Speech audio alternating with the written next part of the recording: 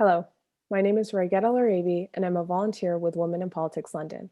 Women in Politics has launched the 2020 hashtag Ask Her campaign as part of an effort to encourage women to consider running for office in an upcoming election at any level of government.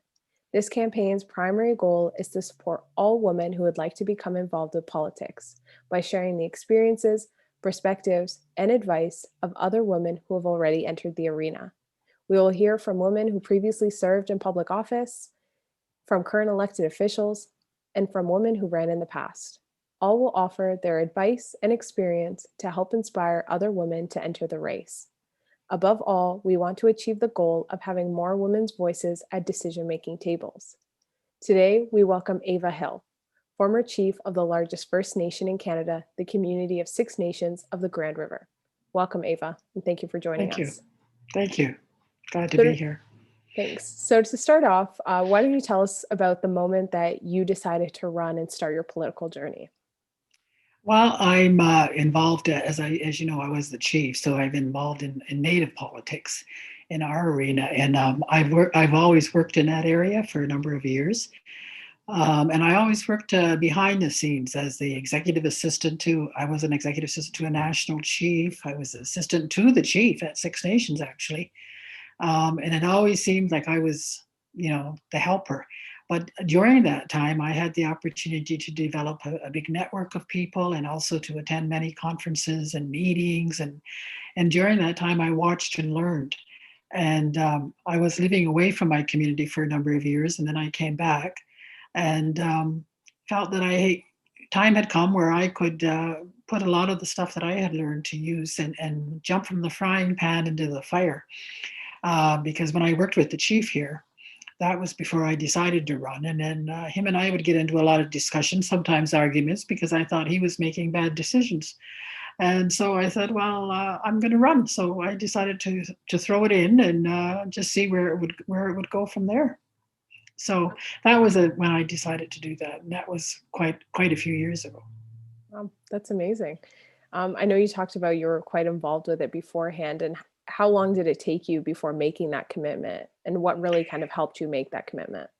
Well, as I said, I wasn't in my community. I had left when I was quite young and learned more about things happening regionally, nationally. And then I eventually came home.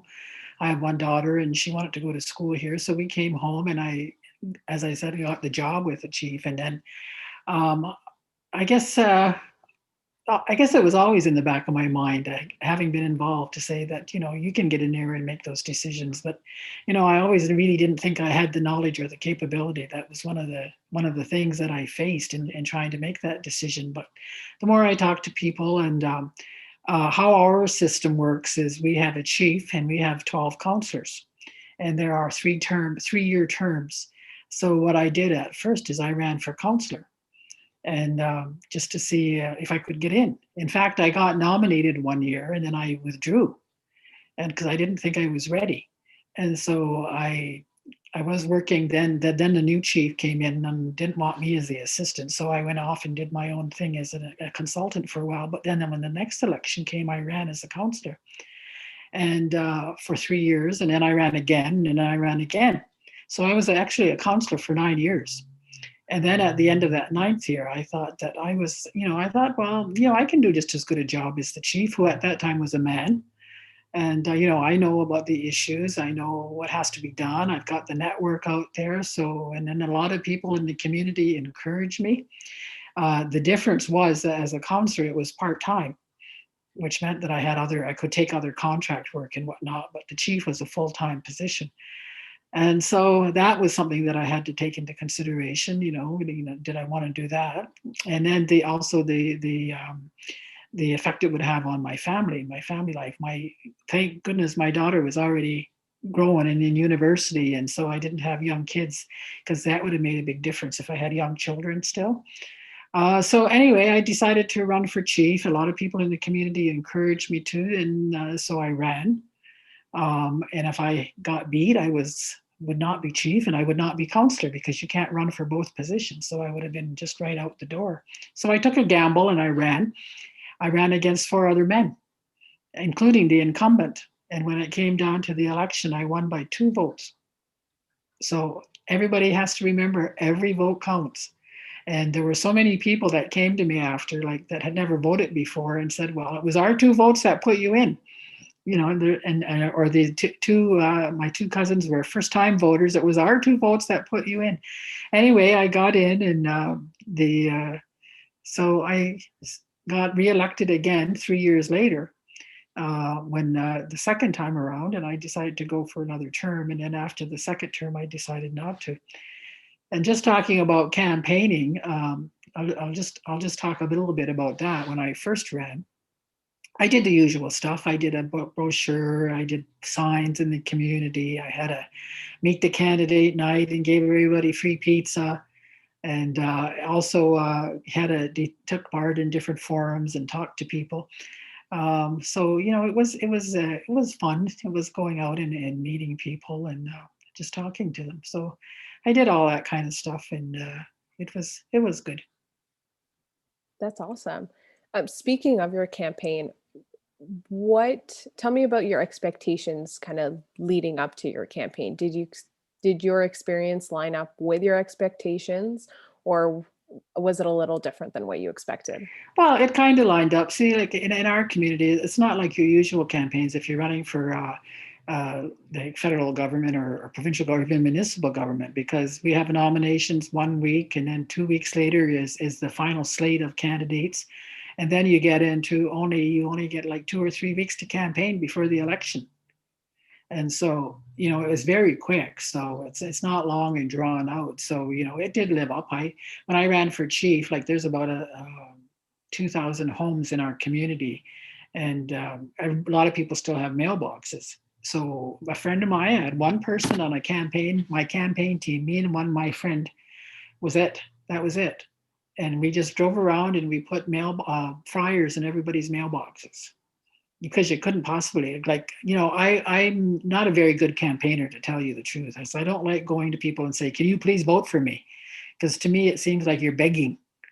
And I've seen so many elections. One of the things that I think that really bothered me was that people would vote for you if you just went to their door and knocked on their door. And I think that happens in a lot of elections. And it's not necessarily because you're the best candidate. You've got the background, the knowledge, the capability, and all that. It's just, well, they came to my house, so I'm going to vote for them. Or they came to my community, so I'm going to vote for them. Or they came to my event, but they could not have, maybe not be the best candidate.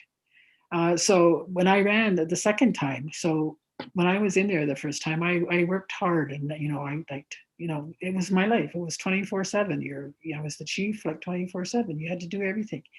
You had to be visible. And then I also never ever ran with the thought in the back of my mind that I got to do this so I can get reelected. I got to make this person happy so I can get reelected. Reelection was never the priority in my work that I was doing. My priority was to do the best that I could for my community and all the people in the community, and to work hard to make it healthy and safe. So it wasn't, a reelection. I got to do it for reelection. So, and when I decided to run the second term, um, in fact, my cousin was getting married, and she said she's getting married in the Dominican Republic. And her mother was like my sister, and we had lost her a couple years before, actually before I became chief. And she was one of my big supporters when we lost her to diabetes, or she was gone. And so her daughter is almost like my daughter. And so she said, I'm getting married in the Dominican. And the date was November 16th or something. And I said, I think that's the same day as the election. And she said, well, it's closest to my mom's birthday, and that's when I'm going to get married, and you got to be there. So I said, all right. So I didn't even campaign. The second time I went, I was on the beach in the Dominican Republic. I came home the morning of the election. I was there for a week. And so, I went around and did my brochures in everybody's mailbox and everything. And as I took part in the Chiefs Forum, which luckily was held a week before her wedding. So right after the Chiefs Forum, I took off on a plane and went to the Dominican and came back the morning of the election. And I ended up getting in. I was challenged at that time by two other people, the former incumbent that I had beat by 2 votes before, and another woman. and I ended up getting more votes than both of them combined for a second term. And I think part of the reason was because people looked at what I did over the last 3 years. There's many, we've got a small, close knit community. There's many community events, and I'd get invited to all kinds of things, like even to go and read Love You Forever to the kids in the school. And if I was able to go, I went to everything. And people in the community recognized that. And they recognized the hard work that was done and the benefits that accrued to them eventually. And I think that the main thing I heard was, you're at everything. How are you able to find the time to go to everything? I said, well, isn't that what I'm supposed to do? As a leader, isn't that what you're supposed to do? So kind of jumping all over the place here, but anyway, and I think it was based on that I was at everything with everybody, that and worked with a number of different groups. I worked with the women on a missing and murdered women Indigenous files. I worked with the residential school survivors. I worked with the sports teams. I worked with the young kids. I worked with our artists, because they were all important to me, and I did whatever I could to help and acknowledge and respect them, and go to health events and try to get our community to be more healthy. So the police, the firemen, I worked with them all, and I think and people seen that in the community, and so I think that's why I was able to campaign on a beach in the Dominican Republic. It's true. I mean, that's a perk I feel that a lot of people don't get, but it's amazing that you're able to do that and still maintain your obligations and duty. In speaking in terms of your role as a woman, did you face any barriers when it came to your campaign, whether that was as counselor or as chief? How did that Yeah, go? well, yeah, there's always barriers. There's still that old boys club out there. It's always going to be there, and but some of the younger ones are getting more in tune with things, but a lot of the elected bodies are still a lot of older men who still have that attitude. That you get sexist remarks, you get condescending remarks, and when you're in a leadership position, I always say you have to know a little bit about everything and not a whole hell of a lot about anything. So, for example, like, here they would say, well, you don't know nothing about roads, you don't know nothing about building, you don't know nothing about like the public works side of stuff. So you have to learn those kinds of things. And so those are some of the challenges that they faced. Some of the other challenges I faced were jealousy. People were jealous. And unfortunately for me, some of them were women who used to be my friends, who are no longer my friends. And I think that's one of the things that we really need to be aware of, is people that are going to be there to support you and be really true about that support, because those were some of the things. And another thing in this day and age that's really a challenge is the social media, the misinformation that is put out. I mean, we see it at the top levels with the United States election right now. What's going on? People putting things out there that are completely false, and they know it's false, but they keep repeating it and repeating it, and then people start to question, is this true or isn't it true? So that is a real problem, I think, with any leaders, and people threatening you and calling you everything. And it's that is one of I think the biggest challenges right now is the social media. And if you put out the facts, they say, oh, that's not true, you're lying. And I think every politician has to put up with that. And I don't know how, it's how we're ever going to overcome that. Like, you work hard, you do the best for your community, and you still get dragged through the mud sometimes. So that's one of the big challenges that you really need to think about if you're going to get into these campaigns. And like elections sometimes bring out the worst in people as well. They try to dig up dirt on you or make stuff up, and that's something you got to really have thick skin and be able to deal with. And I think one of the ways of being able to deal with that is know yourself. And like I tell people, I don't have any trouble sleeping because I know what I did, I know how I got there, and that's all. And people that are my family and my friends will know that as well. The only other challenge I think in a campaign like that is when people start to get nasty like that, it starts to affect your family. My sister wanted me to quit. My mother was worried about me all the time. And so you have to be, you have to, assure them too that, everything is okay, that you can handle it. So those are just some of the things that you really need to look at. And again, people thinking that you can't do the job. So you have to work twice as hard to prove that you can.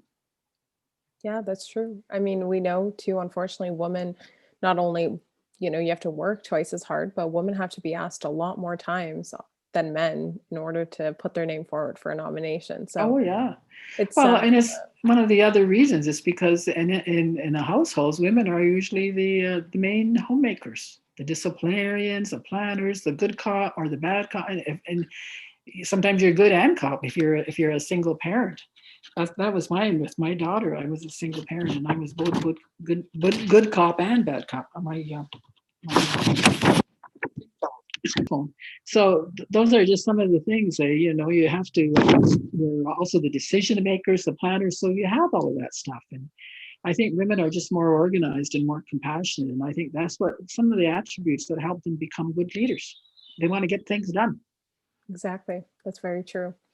Okay, last question that I have for you today is what sort of guidance would you offer a woman who is just starting to think about running for political office?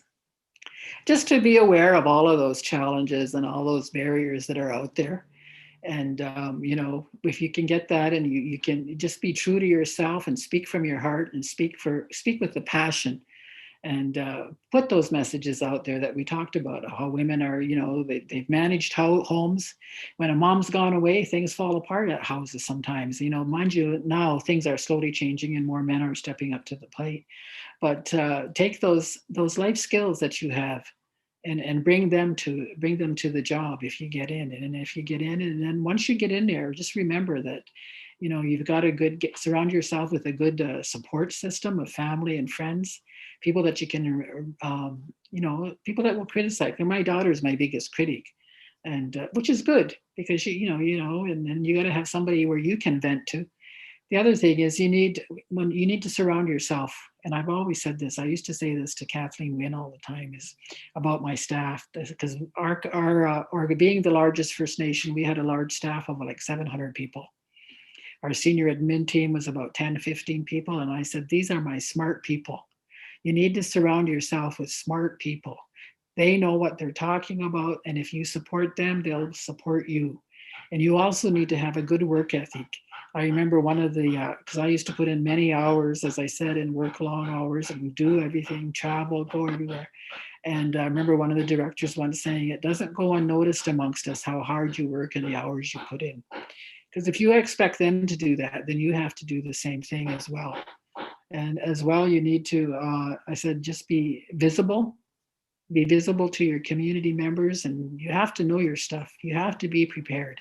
You need to read your material, your briefing material, and so that when you meet with the government officials or any officials, that you know what you're talking about and know your facts. And so those are some of the things. And that the criticism is always going to be there, but you just need to deal with it, as I said, and know that you're doing the right thing for your community. And that's deal with those things, and have your good support, and follow through on things that you say you're going to do. If people call you, make sure you call them back, answer their emails. And communication is also key.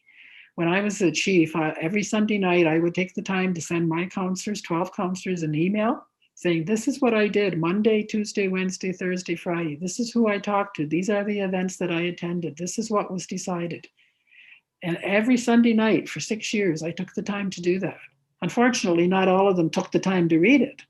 But I sent it to the counselors and sent it also to the senior administration team, because I thought communication was so important. They need to know what's going on. You also need to be honest and accountable and be fair to people and treat people with respect, and just keep learning. Keep learning it, and establish one of the things that I've always tell to the younger people is establish that network.